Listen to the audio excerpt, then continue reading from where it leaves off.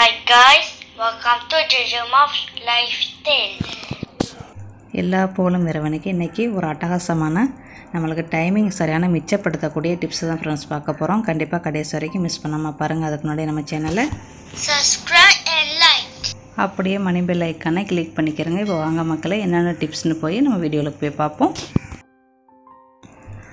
இப்போ first tip, உங்கள் வேலையெல்லாம் ரொம்ப ஈஸியாக இருக்கக்கூடிய டிப்பு ஃப்ரெண்ட்ஸ். மிக்ஸி ஜார் எடுத்துக்கிட்டு நான் இந்த மிக்ஸி ஜாருக்கு வந்து 2 கப்பு மாவு போடுறேன். ஏற்கனவே அந்த மிக்ஸி ஜாருக்கு வந்து 3 கப்பு மாவு வரைக்கும் போடலாம். நான் வந்து இப்போ போடுறது வந்து 200 கிராம் மாவு. 1 கப்பு வந்து எனக்கு வந்து 100 கிராம் தான். அதுக்கு ஒரு சின்ன ஸ்பூனில் 1 ஸ்பூனு பிளாந்தா போடுங்க. இல்லைன்னா எண்ணெயோ பட்டரோ இல்லைன்னா வெண்ணெய் கூட நீங்கள் போடலாம். அப்புறம் கொஞ்சோன்னு உப்பு போடுங்க. ஒரு பிஞ்ச் சோடாமா போடுங்க. சோடாமா வேண்டாம் போடுங்க, இல்லைன்னா தவிர்த்துக்கிறங்க. அதை ஒரு சுற்றிக்கிறங்க. இப்போ எல்லா இடத்துலையும் மாவு, பிளாந்தா, உப்பு எல்லாம் மிக்ஸ் ஆகிடுச்சு. இப்போ வெதுவெதுப்பான தண்ணி 1 கப்பு தண்ணி ஊற்றுங்க. 2 கப்பு மாவுக்கு 1 கப்பு தண்ணி கரெக்டாக இருக்கும்.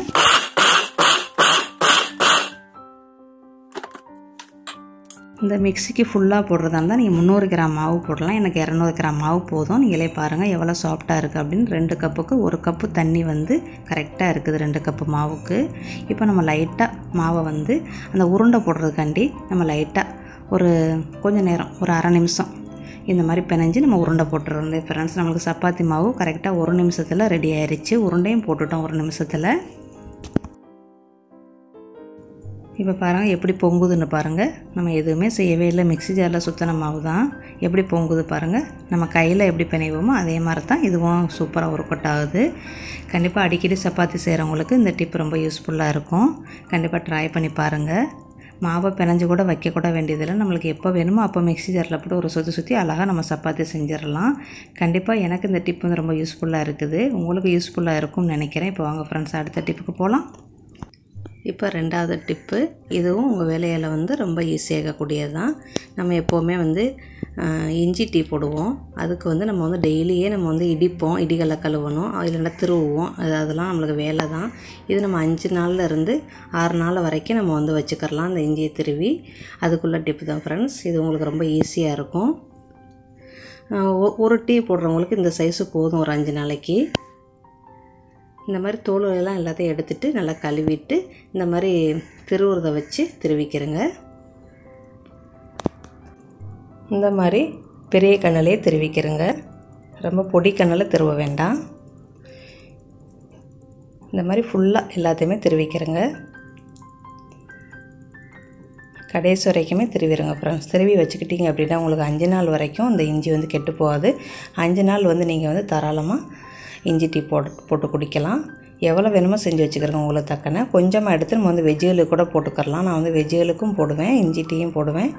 இந்த மாதிரி திரும்பி நம்ம கட்டிங் பண்ணி இடிகளை வச்சு இடிப்போம். இடிகளை வேற கழுவணும், அந்த இஞ்சி வேறு நம்மளுக்கு லைட்டாக வேற காயும். இதெல்லாம் தவிர்க்கிறதுக்கு இந்த டிப்ஸ் ரொம்ப யூஸ்ஃபுல்லாக இருக்குது ஃப்ரெண்ட்ஸ். உங்களுக்கும் இந்த டிப்ஸ் கண்டிப்பாக யூஸ்ஃபுல்லாக இருக்கும். கண்டிப்பாக ட்ரை பண்ணி பாருங்கள். இந்த மாதிரி மூடி வச்சிட்டிங்க அப்படின்னா உங்களுக்கு 5 நாள் வரைக்கும் கெட்டு போகுது. தாராளமாக நீங்கள் இஞ்சி டீ போட்டு குடிக்கலாம்.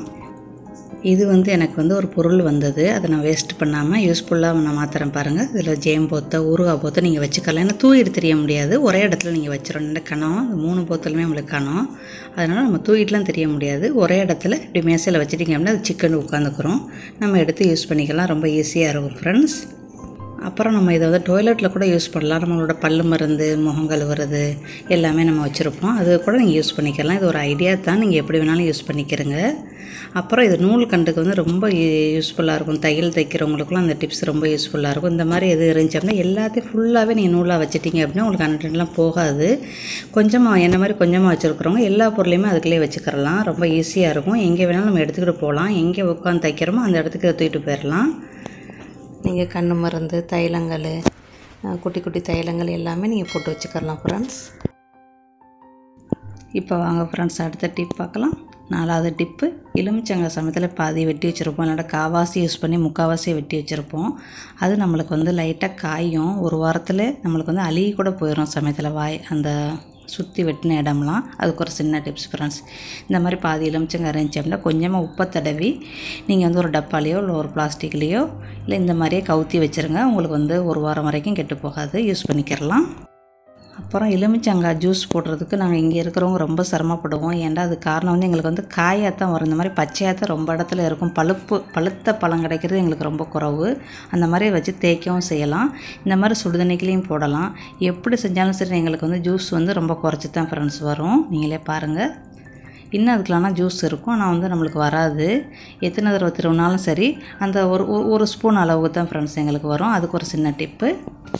எலுமிச்சம் ஜூஸ் வர்றதுக்கு நிறையா மாதிரியான டிப் ஃபாலோ பண்ணி இதுதான் எனக்கு கடைசியில் ஃபைனலாக இருக்குது. இது நல்லா ஒர்க் அவுட் ஆகுது ஃப்ரெண்ட்ஸ். கண்டிப்பாக ட்ரை பண்ணி பாருங்கள். இந்த மாதிரி பச்சை காய்கள் எலுமிச்சங்காய் இருந்துச்சு அப்படின்னா உங்களுக்கு இது யூஸ்ஃபுல்லாக இருக்கும். ஒரு பாதி பழத்தை வந்து இந்த மாதிரி 4ஆக வெட்டிக்கிறணும். அப்படி பார்த்தா ஒரு பழத்தை வந்து நம்ம வந்து 8ஆக கட்டிங் பண்ணிக்கிறோம். அதோடய விதையெல்லாம் எடுத்துருங்க. சமயத்தில் அரைப்பட்டுச்சுன்னா நம்மளுக்கு கசக்கும். அப்புறம் மிக்ஸி ஜாரில் போடுங்க. நான் தண்ணியெல்லாம் ஊற்றலை. நீங்கள் வேண்டாம் கொஞ்சமாக தண்ணி வேண்டாம் ஊற்றுங்க. நான் தண்ணியெல்லாம் எப்பவும் ஊற்ற மாட்டேன். ஒரு 3 சுற்று பவுஸில் வச்சு ஒரு 3 தடவை விட்டு செஞ்சுக்கிறங்க.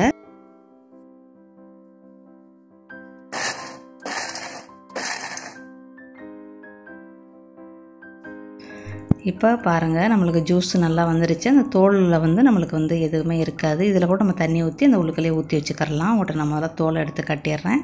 நீங்கள் பாருங்கள், இந்த மாதிரி தோல் தான் நம்மளுக்கு இருக்கும். அந்த காட்டுறேன் பாருங்கள்.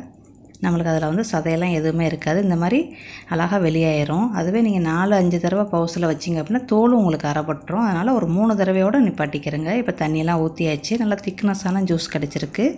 இதில் நம்ம வந்து இன்னும் நம்ம தண்ணியை ஊற்றி சீனி போட்டு நம்ம குடிக்கலாம். எவ்வளோ திக்காக இருக்குன்னு பார்த்தீங்களா? இந்த டிப் கண்டிப்பாக உங்களுக்கு யூஸ்ஃபுல்லாக இருக்கும். கண்டிப்பாக ட்ரை பண்ணி பாருங்கள் ஃப்ரெண்ட்ஸ். எனக்கு கரெக்டாக ஒர்க் அவுட் ஆகுது. இப்போ வாங்க அடுத்த டிப்புக்கு போகலாம். நம்ம ஏற்கனவே ரோஸு செடி வச்சுருக்குறவங்க அந்த ரோஸை வந்து ஒரு 3 நாளைக்கு மேலே செடியில் வைக்கக்கூடாது.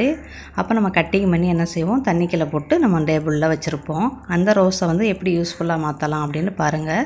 ஒரு 4 நாள் ஆயிடுச்சுன்னா நம்மளுக்கு வந்து இந்த மாதிரி போயிடும். அந்த ரோஸை நீங்கள் என்ன செய்யுங்க, இனிமேல் வேஸ்ட்டு பண்ணாமல் எல்லா ரோஸையுமே நல்லா பிச்சு அப்படி ஏதாவது ஒரு இதில் வந்து காய வச்சுருங்க. காத்தோட்டமாக வச்சிங்க அப்படின்னா உங்களுக்கு 3 நாளில் வந்து உங்களுக்கு நல்லா காஞ்சிரும். உங்களுக்கு வந்து அதுக்கப்புறம் நீங்கள் போத்தலில் போட்டு வச்சுக்கிறலாம். நீங்கள் ரோஸ் எதுக்கு யூஸ் பண்ணுறீங்களோ எல்லாத்துக்குமே இந்த காஞ்ச ரோஸை நம்ம யூஸ் பண்ணலாம். ஒரே பலன் தான் கிடைக்கும். இந்த மாதிரி தட்டில் போட்டு வச்சுக்கிட்டிங்கன்னா உங்களுக்கு 3 நாளே காத்தோட்டமாகவே காஞ்சிரும். அதுக்கப்புறம் நீங்கள் எடுத்து போத்தலில் போட்டு வச்சுக்கிறலாம் ஃப்ரெண்ட்ஸ். இனிமேல் காஞ்ச ரோஸெல்லாம் தூக்கி போடாதீங்க. இந்த மாதிரி போட்டு வச்சுக்கிறோங்க ஃப்ரெண்ட்ஸ். இது எனக்கு ரொம்ப யூஸ்ஃபுல்லாக இருக்கும். கண்டிப்பாக உங்களுக்கும் இது வந்து யூஸ்ஃபுல்லாக இருக்கும்னு நினைக்கிறேன். இப்போ வாங்க ஃப்ரெண்ட்ஸ், நம்ம வந்து அடுத்த டிப்புக்கு போகலாம். இப்போ வாங்க ஃப்ரெண்ட்ஸ், 7வது டிப்பு பார்ப்போம். பண்டான் இலை நிறையா இருந்துச்சு அப்படின்னா நீங்கள் ஐஸ்பெட்டிலாம் வைக்க வேண்டியதில்லை. வெளியில் போட்டாலும் காஞ்சி போயிடும். ஐஸ்பெட்டில் வச்சாலும் நம்மளுக்கு 2 மாதம்லாம் தாங்கமான்னு சந்தேகம்தான். இது இந்த போத்தலில் போட்டு வச்சு 2 மாதம் ஆச்சு. கொஞ்சோன்னு கீழே தண்ணியை வச்சு போட்டு வச்சுருக்கேன். இந்த இலையில் வந்து வேறு தூறு எதுவுமே கிடையாது, வெறும் இலை மட்டும் தான். இந்த இலையை இப்படி போட்டு வச்சுட்டிங்க அப்படின்னா இது போட்டு வச்சு 2 மாதம் ஆகுது. இந்த குச்சியும் ஒரே நேரத்தில் தான் எங்கள் வீட்டுக்காரங்க எடுத்துகிட்டு வந்தாங்க. இந்த டிப் வந்து எங்கள் வீட்டுக்காரரோட டிப்பு. பண்டான் இலை நிறையா இருந்துச்சுன்னா தண்ணியில் போட்டு வை, ஒன்றும் ஆகாது அப்படின்னு சொன்னாங்க. அதான் செஞ்சு பார்த்தேன். எனக்கே ஆச்சரியமாக இருக்குது. ரம்ப இலை வந்து நம்மளுக்கு 2 மாதம் தண்ணிக்குள்ளே இருக்கிறது எனக்கு இது முதல் அனுபவம். எனக்கே ரொம்ப ஆச்சரியமாக இருக்குது. தண்ணியை மட்டும் ஒரு வாரத்துக்கு ஒரு தடவை மாற்றிடுங்க ஃப்ரெண்ட்ஸ். அப்புறம் பழுத்துச்சு அப்படின்னா அதை முதல்ல யூஸ் பண்ணிக்கிறங்க. இலைகள் லைட்டாக முனியில் பழுத்துச்சு அப்படின்னா அதை ஃபஸ்ட்டு நம்ம யூஸ் பண்ணிட வேண்டியதுதான். இது நான் வந்து ஃபுல்லாகவே போட்டு வச்சாங்க, நிறையா இருந்துச்சு. இந்த மாதிரி கட்டிங் பண்ணிடலாம். அதுக்கு மேலே நீங்கள் யூஸ் பண்ணல அப்படின்னா இந்த மாதிரி கட்டிங் பண்ணிட்டீங்க அப்படின்னா இதுவும் கூடுதலான நாளைக்கு உங்களுக்கு இருக்கும். இந்த மாதிரி முனியாக இருந்தாலும் நீங்கள் கட்டிங் பண்ணிடுங்க. செடிகள் இருக்கிறவங்களுக்கு பிரச்சனை இல்லை, ஃப்ரெஷ்ஷாகவே யூஸ் பண்ணிக்கலாம். செடிகள் இல்லாதவங்களுக்கு இது நிறையா கிடச்சிச்சு அப்படின்னா நீங்கள் ஐஸ்பெட்டில் கூட வைக்க வேண்டியதில்லை. இந்த மாதிரி தண்ணிக்குள்ளே போட்டு வச்சாலே உங்களுக்கு ரொம்ப நாளைக்கு தாங்கும் ஃப்ரெண்ட்ஸ். ஓகே ஃப்ரெண்ட்ஸ், அடுத்த வீடியோவில் சந்திக்கிறேன். தேங்க்யூ ஃபார் வாட்சிங். பாய்.